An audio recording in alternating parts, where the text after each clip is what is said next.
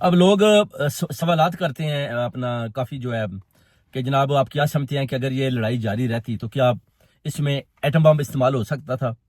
तो मैं उनको यही पैगाम देता हूं कि बिल्कुल अगर लड़ाई लंबी जाती है तो जैसे उन्होंने बताया था कि पाकिस्तान बड़े बड़े जो अपना मिसाइल इस्तेमाल कर रहा है तो डेफिनेटली फिर वो जो है अपना एटमी कुवतें हैं दोनों मुल्क, तो फिर वो भी इस्तेमाल हो सकते थे। इसलिए तो मोदी की चीखें निकली। अब मोदी को वो कहते हैं कि जनाब रिजाइन करें, मोदी को रिजाइन दे देना चाहिए। आप देख सकते हैं मेजर गौरव आर्या ने भी जनाब उसको भी शर्मिंदगी का इजहार किया कि जनाब हम हार गए हैं। उसके बाद फिर ट्रंप को भी देखें, उसने भी बोला है कि जनाब जो कश्मीर का मैटर है उसको दोबारा देखा जाएगा। यह भी एक बड़ी जबरदस्त खुशखबरी है जो उसने ट्वीट किया। उस पर उसने लिखा है कि इस मायदे को भी देखना पड़ेगा।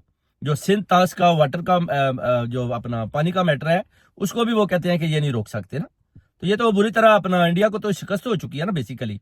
तो अब जो लोग कहते हैं जनाब के लड़ाई लगी हुई है बरनाला, जाहिर है आप देखें उधर शादियां हो रही हैं तो जो शहीद होते हैं तो जाहिर है फिर आपको पता है वो आहिस्ता आहिस्ता जो उन्होंने वो कहते हैं हमने ऑलरेडी ड्रोन छोड़ दिए हैं हवा में उड़ रहे हैं, तो वो तो आहिस्ता आहिस्ता गिरते रहेंगे ना।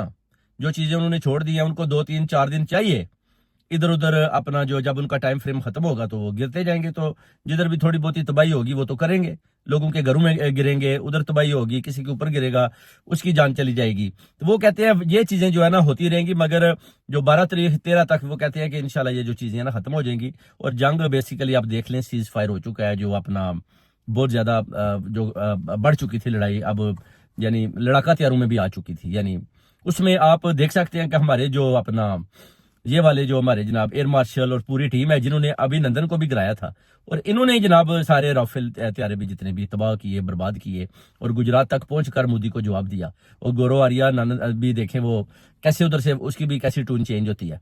अभी वो भी डरा हुआ है कि जनाब ये कहीं ये ना हो कि मेरे पीछे पहुंच जाए।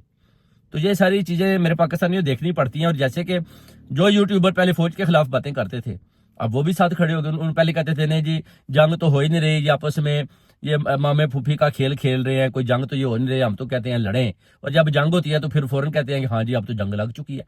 भाई ये बातें आप उनके साथ करें ना जिनके शहीद हुए हैं, तो वो आपको फिर ऐसा जवाब देंगे ना जिनके जवान शहीद हुए अपनी धरती के लिए। अगर उनको आप बोले कि जंग तो हो नहीं रही तो ये तो मजाक है, तो वो मैं कहता हूँ कि आपको जनाब ना उधर रस्सा डाल लेंगे कि जनाब ठहर जाए।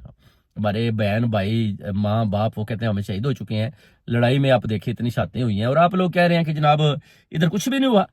इस तरह की बातें करते हैं तो फिर उधर आपको जवाब जो है ना वो देना मुश्किल हो जाएगा। इसलिए ये जंग आप देख ले बड़ी शादियां हुई हैं, बड़ा इंडियन भी बड़ा मारा गया, बड़ा मारा गया, उनको पता है इस बात का।